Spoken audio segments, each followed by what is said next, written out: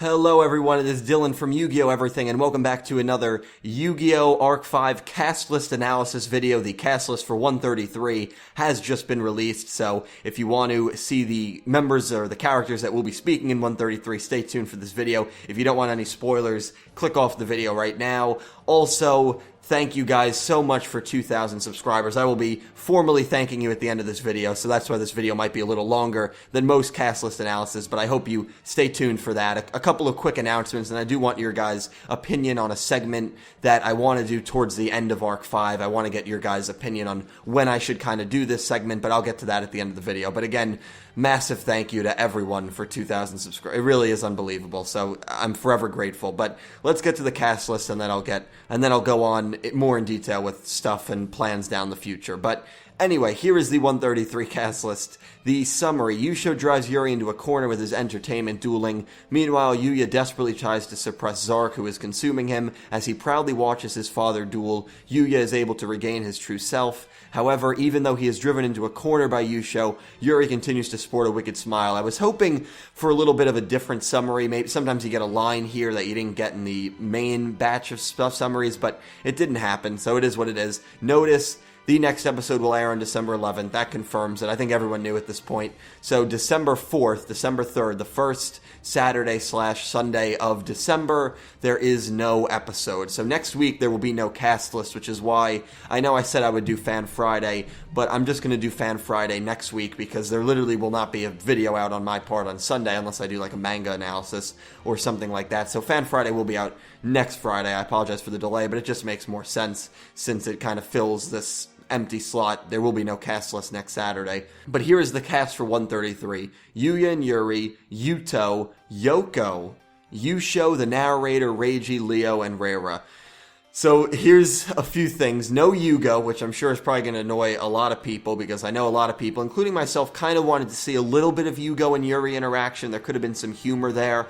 We know he's speaking in 132, but it could be at the very beginning of 132. In fact, that almost is 100% guaranteed. It would be pretty sad if Yugioh said something about how he was unable to save Rin, something along those lines right before Yuri, absorbs his soul. That would be kind of a sad moment. So we could get a very powerful scene in 132. We have no Sora, Kaido, and Edo, who are, is Yuri just going to walk past these characters that he's already defeated, or is he going to card them? That we don't know. We have no Bracelet Girls. We have no Ray. There's not a shock there. We know from the preview Ruri is a goner. I'm already working on a tribute for her, but not really because I could do like a tribute for 5 different... It could be a crazy end of the review on 132 on my part. So we'll see what happens there. Reiji and Reira, that duel I assume is going to conclude in 132, but they're going to be watching in 133, so that's interesting. Leo might be watching as well. He might be giving his thoughts. It could even be something along the lines of Leo is telling Reiji and everyone else that this is it. Zark is going to be revived if Yugioh can't stop him, because the next duel would be Yugioh and Yuri. Could be something like that. The big shocker here is Yoko, but I'm willing to bet my entire channel that Yoko is a flashback. Okay, I'm not willing to bet that, but I'm 95% confident that Yoko has to be a flashback. There's no way she would have gotten to the fusion dimension where this duel's taking place. It would be, I don't think this duel's going to end in 133. This duel could be 132 to 134. I think maybe it would make sense if the duel did end here and Yugioh thought about Yoko. I mean, it's his wife after all, a wife that he hasn't seen in now 2-3 years. I mean, who knows how long it's really been since Yugioh was really a young kid, so it could have been longer than 2 to 3 years. It probably was. I don't remember the exact time. I don't know if we know the exact time of how long Yugioh's been gone, but if he remembered his wife and just his love for his wife and for his son, and he made like a really sad speech, and then Yuri defeated him and carded him, that would have been a powerful scene. But based on the end of this summary, I don't think the duel's going to end in 133, but I could be wrong. These summaries don't tell the full story. We are all very aware of that. Could be wrong there. Maybe that's why Yoko is in the cast list, but that's interesting, in my opinion. Also, you have Yuto speaking. So if Yuya regains his true form, Yuya and Yuto could have a brief conversation about Yugioh or about the situation they're in. That would make sense. So there's no real shockers here, but there are, well, Yugioh I would not have bet in a million years, but sometimes you just get these names that pop up. So we'll see what happens. Let me know what you guys think about this cast list. Let me know what you guys think about predictions for this duel, because you have to remember, we probably only have time, if this show's only going to go 149 episodes, we have 15 episodes left. If each duel from here on out takes 2 to 3 episodes, we only have about 6 to 7 duels left. Maybe even less than that if you have like a Yusei Zone duel that takes 5 or 6 episodes. We might only have 5 duels left, this being included. So, and we know Yuya and Yuri is next, so we are really running low on time for these final duels, which, when you put it in perspective like that, it is kind of sad. So, this has to be a kick-ass duel. It really does. And the Yuya Yuri one does too, because they've been lackluster. They have been. I've been enjoying them, but I'm not enjoying them at the level that I was enjoying the duels at the end of Zexal, at the end of 5Ds, at the end of GX. And they still can get to that level. And this show, I know, can deliver at that level. No interruptions. I don't think we're getting any interruptions. This needs to be a good duel, and I have hope. I'm very optimistic that this and the Yuya Yuri duel will be very good. A lot of potential there. So those are my thoughts on the cast list. I hope you enjoyed. Leave your comments down below. Moving on to the thank you. Thank you to everyone for 2,000 subs. I created this channel as kind of a spin-off, not really a spin-off, but a more in-depth Yu-Gi-Oh channel, as opposed to Clueless Gamers, which I didn't want to spam Yu-Gi-Oh content over there, since not all subscribers on that channel are for Yu-Gi-Oh. And I opened this channel in mid-July, and it's mid-November, 4 months down the road, 2,000 subscribers. I know a lot of people are from Clueless Gamers, but the fact that you were willing to, follow me onto this channel and follow me on a new journey, a solo journey, means so much, and I just cannot thank you guys enough. I currently am doing a contest to draw the next Yu-Gi-Oh protagonist, which, by the way, check out details in the description if you want, or just, I'll link the video down below. Enter that contest, because we've had 17 or 18 entries. To everyone who's entered, thank you, but it's still up for grabs. It really is. It's not like 70 people have entered. Enter in the contest, you just never know. Guessing what the next protagonist is going to look like is impossible, so the winner probably isn't even going to look that close to what the main protagonist looks like. So if you like to draw, please enter, because I'd love to get as many entries as possible. The point I'm trying to get to is, whenever I hit a milestone like this, I'm going to do a contest. I'm going to do a giveaway. Since I'm already doing one, I'm not going to do it for 2,000 subs. When and if, because I'm not arrogant, I try not to show any sense of the word arrogance, and I think I do a good job at it, even in real life. I hate being arrogant.